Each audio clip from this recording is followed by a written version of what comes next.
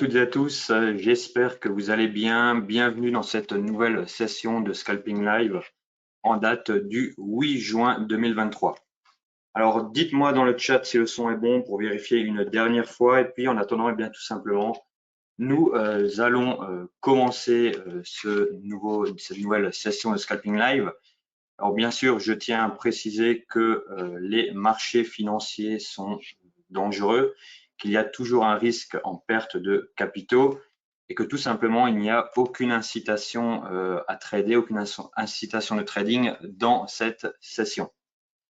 Alors, je vois que le chat est bon, parfait. Alors, nous allons être ensemble pendant environ 1 heure aujourd'hui et nous allons essayer, comme la semaine dernière, eh bien, tout simplement d'analyser le marché et de trouver des points d'entrée s'il y en a et surtout eh bien, de comprendre comment, quels sont quelque part les process à mettre en place, quelles sont les stratégies et surtout, eh bien, tout simplement essayer d'identifier le comment du pourquoi pour rentrer avec précision. Si vous avez des questions, n'hésitez pas, posez-les directement dans le chat et puis j'y répondrai avec grand plaisir. Je prendrai quelques petites pauses pour y répondre et puis nous verrons également à la fin de cette session. Alors, nous allons commencer du coup avec le Nasdaq. Donc, le Nasdaq qui est mon marché de prédilection. C'est un marché que je trouve relativement intéressant à trader, relativement simple également. Et donc, tout simplement, alors pour faire un petit rappel pour les personnes qui n'étaient pas forcément présentes durant la dernière session de Scalping Live, bien tout simplement, un indice a pour moi une tendance structurelle haussière. Pourquoi? Bien, puisque les indices sont composés des meilleures entreprises, des entreprises les plus performantes, bien tout simplement sur le très long terme, la tendance structurelle est haussière. Donc l'idée déjà, c'est de chercher uniquement des achats pour être dans cette tendance et respecter cette tendance structurelle. Alors, qu'avons-nous actuellement? Alors, il est 15h17, quelques minutes avant l'ouverture des US. Donc, tout simplement, nous avons différents niveaux qui arrivent. Nous avons notamment le niveau de la semaine dernière, de jeudi dernier, qui n'est pas très loin actuellement du cours.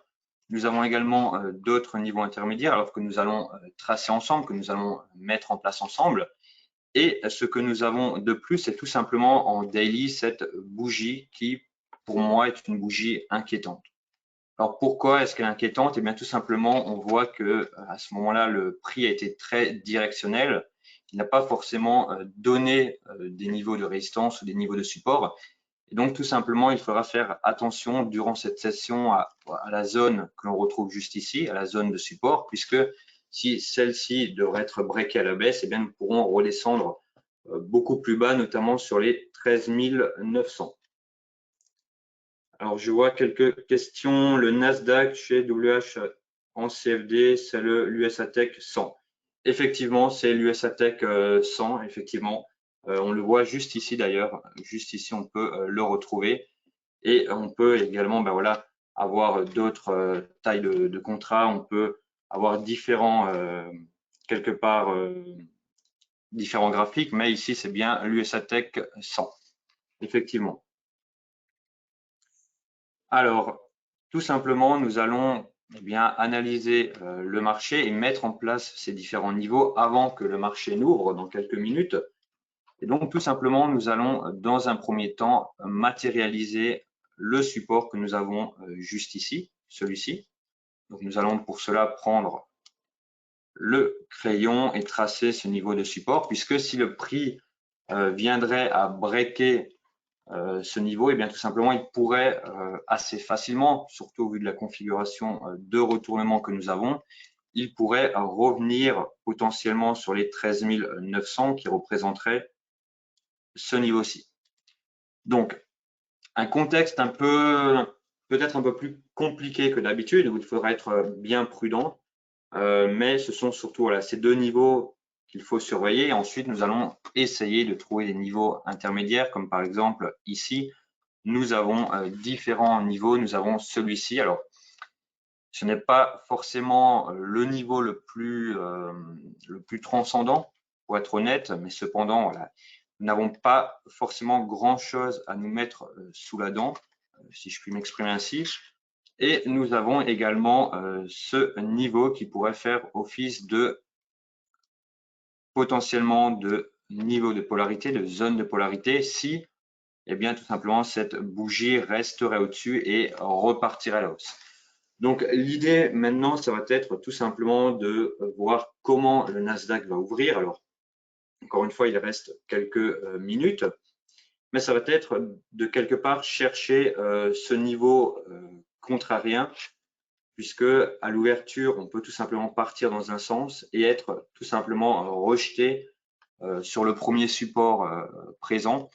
Donc, ça va être un peu l'idée du jour, ça va être de profiter de ce mouvement de répulsion, ce reverse, comme on peut également dire, pour chercher quelques points.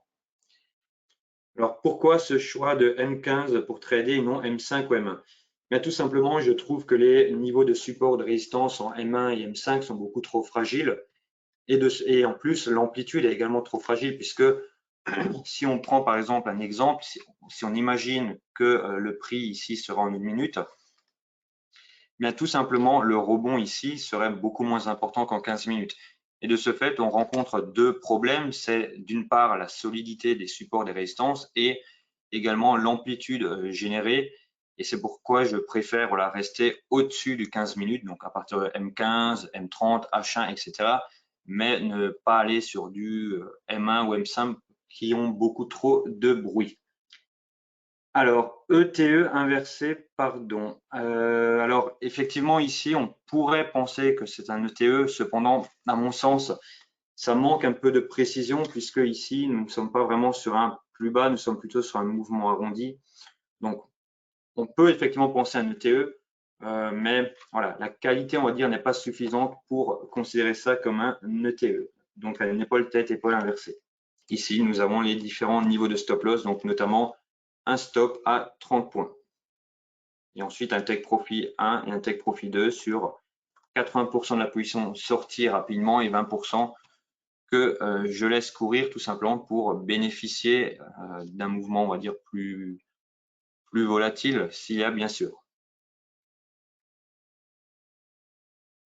Alors, il est 15h30. Alors, nous allons surveiller comment le prix réagit. L'idée serait qu'il parte à la baisse, au moins chercher ce niveau. Apparemment, ça n'a pas envie de le faire pour l'instant. Il y a plutôt une dynamique haussière, un retracement quelque part de cette bougie, juste ici, que l'on retrouve en daily. Donc, tout simplement, nous allons être patients, puisque, voilà, encore une fois, le trading, c'est beaucoup de patience. C'est aussi de la frustration quelque part, puisque il faut être des fois des heures devant le marché pour trouver une opportunité. Et voilà, ça fait partie et ça ne fait jamais de mal de le rappeler, tout simplement.